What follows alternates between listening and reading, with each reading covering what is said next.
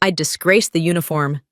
In that room full of officers, I stood alone, while they read out words I didn't write, lies typed under my name, my service stripped from me one sentence at a time. No one looked up. Not the men I'd flown beside, not the commander, who once called me the best he had. I remember thinking so, this is how integrity dies, not in battle, but in silence. When they dismissed me, I walked out into the cold and swore I'd never beg for the truth again. My name is Maren Voss, and a week before that humiliation, I broke formation in a blizzard to save a child. I didn't know that single act of mercy would make me an outcast, or lead me straight to the Admiral himself. They told me never to break formation. That night I did, and it changed everything. The wind slammed against the windshield like shards of ice, the rotors slicing through a sky that looked more like a frozen wall than air. My headset crackled with static, a jumble of coded chatter, and the occasional heartbeat of silence. Then it came, faint buried in the interference. A voice. A woman's voice. "Please, my boy." Protocol said, "Ignore it." Commander Dunn's voice cut through the radio firm and final, ordering me to maintain course. But the radar in front of me pulsed with a weak, flickering beacon, one that shouldn't have been there. I stared at it pulse, hammering the sound of my own breath loud in my ears. If I was wrong, I'd lose everything. If I was right, someone wouldn't die alone in the snow. I turned the stick. The world vanished into white. The landing was blind chaos, wind, howling snow, whipping against the hull. I spotted a small cabin half buried under drift. Inside, the air was still cold as stone. A woman lay slumped near a dead stove, her lips blue, her hands still covering a child curled tight beside her. I tore my jacket open, wrapped it around him, my name patch pressing against his skin. "It's yours," he whispered. "It's just a jacket, sailor. Stay warm." By the time I called for evac and got back to base, the storm had eaten half the coast. When the debriefing came, I said what I had to. Radar glitch. No civilians found. That night, I sat alone in the dark, wrapped in a blanket that couldn't keep out the cold. I told myself I'd done the right thing. But the next morning, in the mess hall, I heard Dunn laugh. "Someone went sightseeing last night, huh?" The room erupted in laughter. I forced a smile, but deep down I knew something had shifted. A single choice made in the storm had already begun to change the air around me. And a week later, the name stitched on that jacket would echo through a room full of brass, and nothing would ever be the same. A week later, I thought the storm had passed until the Admiral said my name. The hangar was lined with perfect symmetry rows of pilots frozen at attention, the scent of jet fuel and cold metal hanging thick in the air. Dunn's voice barked across the line, reminding us to stand tall, to stay silent, to make the base proud. The inspection was routine, but the tension felt different this time, like the air itself was waiting for something to snap. When Admiral Alexander Reddick stepped inside, every breath in the hangar seemed to vanish. He moved down the row slowly, eyes sharp posture, like the ocean before a storm. When he stopped in front of me, my pulse stuttered. "Lieutenant Voss," he said, "you broke formation that night." I froze. "The boy you saved, he's my grandson." The hangar fell silent except for the steady hum of the ceiling fans. My mind replayed the blizzard, the snow, the boy's pale face against my jacket. Reddick's tone wasn't cold, it was steady. Reverent, almost human. My daughter and grandson were trapped off Juneau. He told me a pilot wrapped him in her jacket. "The one with your name on it." My throat tightened. All I could manage was a rough, "Yes, sir." He nodded once. "My family owes you more than words can cover." When he turned away, the silence felt heavier. From the corner of my eye, I caught Dunn's stare, flat, unreadable, but burning with something sharp. Jealousy, calculation. A quiet promise that this would cost me. The next day, a sealed envelope waited on my desk. Dinner invitation, Reddick's signature at the bottom.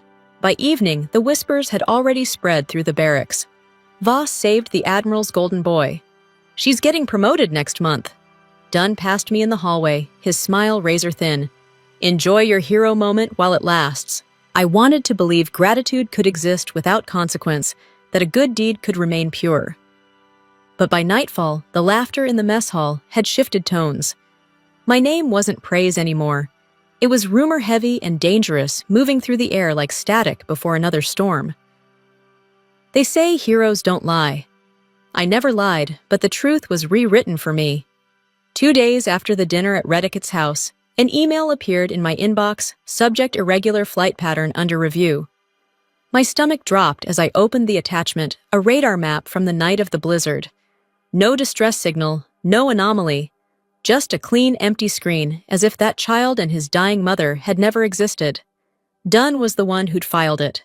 He caught my eye in the corridor, his tone casual, like we were discussing the weather. "Standard protocol, Lieutenant." Nothing personal. The next morning, I was summoned before the Internal Review Board. 3 officers sat behind a desk, their faces unreadable. When one asked why I broke formation, I answered the only way I could. It felt like the right thing to do. They wrote in silence, pens scratching like insects. I could almost hear judgment forming behind their still faces. By afternoon, my access codes were suspended. Dunn had maneuvered faster than I expected. Later that night, I managed to check the system logs. His digital signature was there, brief buried, but undeniable. He'd tampered with the radar archive. That same evening, another alert flashed across my monitor, anonymous, unsigned. "They've erased your log. Watch who smiles at you." The message disappeared a second later, leaving only the faint reflection of my face in the dark screen. Outside, the wind howled against the metal walls, a sound too familiar, too close. I sat at my desk, staring at the pilot insignia, resting beside the lamp, the silver dull under the yellow light. If kindness could start a storm, maybe truth could calm it. I didn't know then that the next storm wouldn't come from the sky. It would come from the men I once saluted. The storm outside had passed, but the one on base was just beginning. 3 days after Dunn's report, I was grounded. My access card taken, my nameplate removed, and every greeting on base replaced by silence. The same people who once trusted me now looked through me as if I'd vanished. At the briefing, Dunn stood before the projector, voice steady, tone rehearsed. Lieutenant Voss deviated from formation. No distress signal verified. She falsified her report. A single truth twisted into accusation. When they asked why I changed course, I said only, "Someone needed help." "Who?" "I don't know his name." Silence followed, heavy as the snow outside. That night, I slipped into the operations room. The radar logs were locked. "Access denied" glared red across the screen. As I reached to power it down, the radio hissed to life through static. A voice whispered between frequencies. "They're rewriting your logs. Check Terminal 3. Tonight." I crossed the tarmac under freezing wind. Through the hangar windows, I saw Dunn leaving the tech room, a drive clutched in his hand. Inside, the console still glowed faint blue, his access code stamped across the logs. I started the download, but before it finished, the power cut. Darkness swallowed the room. Someone had pulled the switch. Back in my quarters, I stared at my uniform hanging limp in the half-light. The radio crackled softly, like a heartbeat out of rhythm. Maybe truth has its own frequency, and no one's tuned in. They asked for the truth, but truth without proof is just another story. The next morning, I faced the investigation panel. 3 officers, Dunn beside them. "Lieutenant Voss, your record shows falsified data. Explain." "The data was changed," I said. "By whom? Only you had access. If I told them about the rescue, the boy's mother would face prosecution. So I stayed silent." "Silence noted for the record," Dunn said.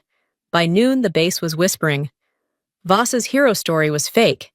Even Alvarez, my old mentor, looked away. Later, I discovered the suspension letter bore the seal of Northern Command. The case had gone political. That evening, Alvarez found me near the runway. "Don't fight with anger, Marin. Fight with proof. It flies farther." He slipped me a note server code numbers written by hand. That night, I used it. The screen blinked, one file found backup partial. Before I could open it, the lights died. Footsteps echoed in the dark hallway. They turned off the power, I thought, because I was about to turn on the truth. Orders were supposed to hold the world together until I watched them tear a good man apart. I'd been grounded, my office sealed with red tape, my name erased from every flight roster. The whispers spread fast. The Admiral's pilot is under review. Once Washington got involved, I knew I was no longer a person, just leverage. Alvarez handed me a fax that morning. Subject, Congressional Inquiry on Admiral Alexander Reddick. Case reference Voss incident. The man who'd defended me was now being accused of shielding me. Guilt sat heavy in my chest. That afternoon, I saw Dunn talking to two visiting officers, smiling like the world belonged to him. The system always cleans itself, he said. That's when I realized he wasn't just after me. He was part of a movement to replace Reddick, the last commander, who led with heart instead of fear. That night, Owen Kearns found me in the old hangar hands shaking. He'd seen Dunn in Terminal 3 tampering with the radar logs. He gave me a flash drive with partial data coordinates of the cabin time shifted back 2 hours. Altered, but still proof. If I sent it, Reddick could lose everything. If I stayed silent, truth would die. His words echoed, kindness can outrank command, but it can also destroy it. I sent the file to a lawyer in D.C. The message bounced back, restricted transmission. Sitting near the runway, I watched other helicopters rise into the dark. They'd grounded me, but I wasn't done flying. The radio hissed softly. A faint voice broke through the static. You're not alone, Lieutenant. Keep the truth warm. My breath caught. I knew that voice. 2 weeks later, snow buried the base. My suspension became official. The headline read, Admiral's protege accused of misconduct.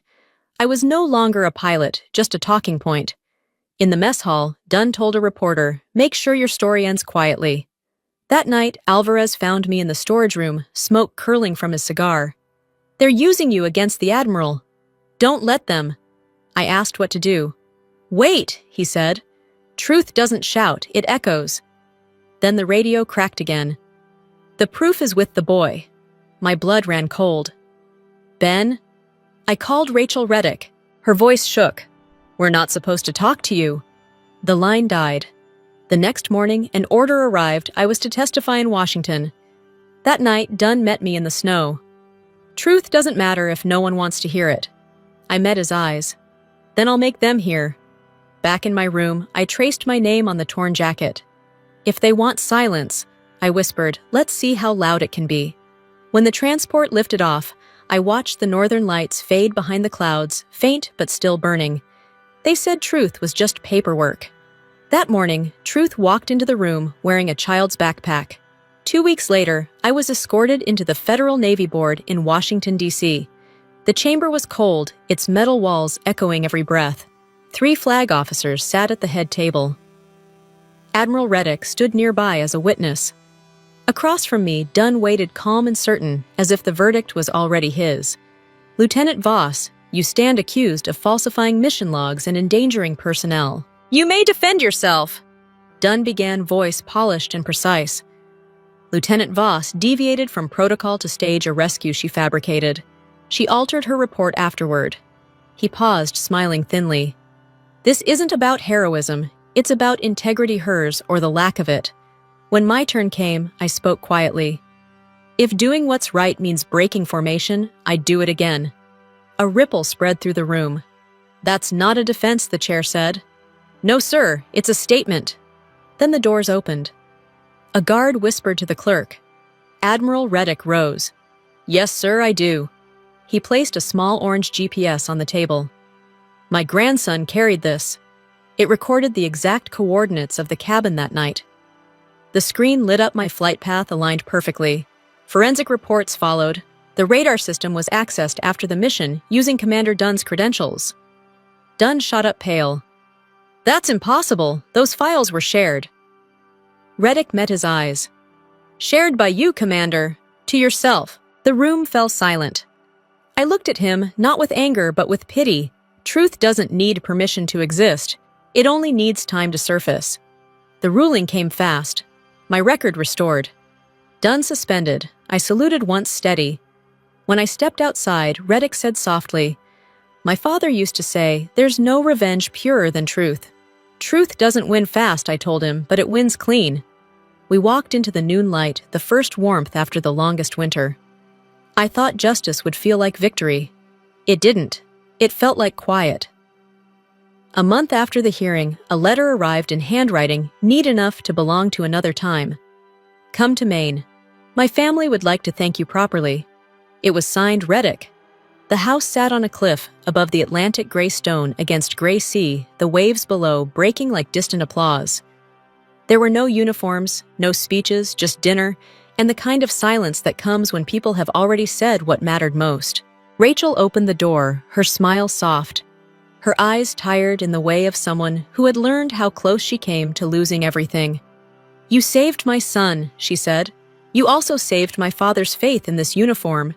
Inside, Ben sat on the rug, piecing together a model destroyer. He wore a tiny jacket with my patch Voss stitched crookedly above his heart. When he saw me, he ran over arms wide, smelling faintly of salt and glue. I kept your jacket, ma'am. Grandpa said it's lucky. I knelt, brushing a hand through his hair. It's not lucky, Ben. It's brave. He grinned, reached into the pocket, and pulled out a small square of torn fabric. I sewed it to my backpack. It keeps me safe. The scrap was from my flight suit, frayed at the edges, but still holding its color. I traced the stitching, realizing it had outlasted the storm better than I had. Reddick poured coffee by the window, the horizon dimming into evening. Dunn's gone, he said. Demoted. Discharged. His record reads forged command data. He stared at his hands. He was brilliant once, but he forgot that honor can't be coded. He opened a velvet case, revealing a silver medal for valor in adverse conditions. I shook my head. With respect, sir, I already got what I came for, the truth. He studied me for a moment, then smiled the faintest smile. After dinner, we stepped out onto the porch, the wind carrying the sharp scent of salt and pine. The sea stretched endless calm, unjudging. You reminded me that leadership isn't about control, he said quietly. It's about heart. Then we both learned something this winter, I answered. Behind us, Ben's laughter broke through the steady rhythm of the waves. I closed my eyes and let the sound sink in. Justice, I realized, isn't the roar of a crowd or the crack of a gavel. It's the quiet peace of knowing you no longer need to prove anything at all. Spring came late that year, but it came. Back in Alaska, the ice had retreated to the edge of the sea. The sky was streaked with thin, slow-moving clouds, blue as memory. The air smelled of thaw and salt. When I walked across the tarmac toward my helicopter, the hum of its engine felt like a heartbeat I'd been missing. I'd been reinstated quietly without ceremony. No applause, no handshakes, just a flight order with my name on it and the familiar weight of the headset resting against my collar. When I lifted off, the world below opened into miles of glassy water and melting snow. The Bering Sea glittered like a second sky, cold and endless. The place where everything had once gone wrong, and then somehow right again. The radio came alive with the calm voice of the tower. Sitka Air Station, visibility clear, wind, eastbound. Roger that, I replied. Lieutenant Voss reporting. Formation reestablished. Beneath me lay the island where I'd broken formation that night. The cabin was gone now, swallowed by the melt, replaced by new green. Only a pale trail cut through the forest, like a scar fading with time. I switched the radio to open channel, letting my voice drift into the static. To anyone out there, keep your frequency open. Sometimes the faintest signal carries the loudest truth. The line hissed softly, then cleared. For a moment, I caught my reflection in the cockpit glass, older, steadier, but still looking toward the same horizon. They grounded me once, I thought. But the sky never stopped calling. The helicopter rose through the amber light, sea and sky blending into one. Somewhere below, waves whispered against the shore, quiet and constant. Not every battle is fought with anger. Some are won with kindness, and time delivers the rest. As the sun dipped toward the edge of the world, the sky turned to fire, and the horizon glowed like something reborn. Justice, I realized, didn't roar. It shimmered silent and sure where the sky finally cleared.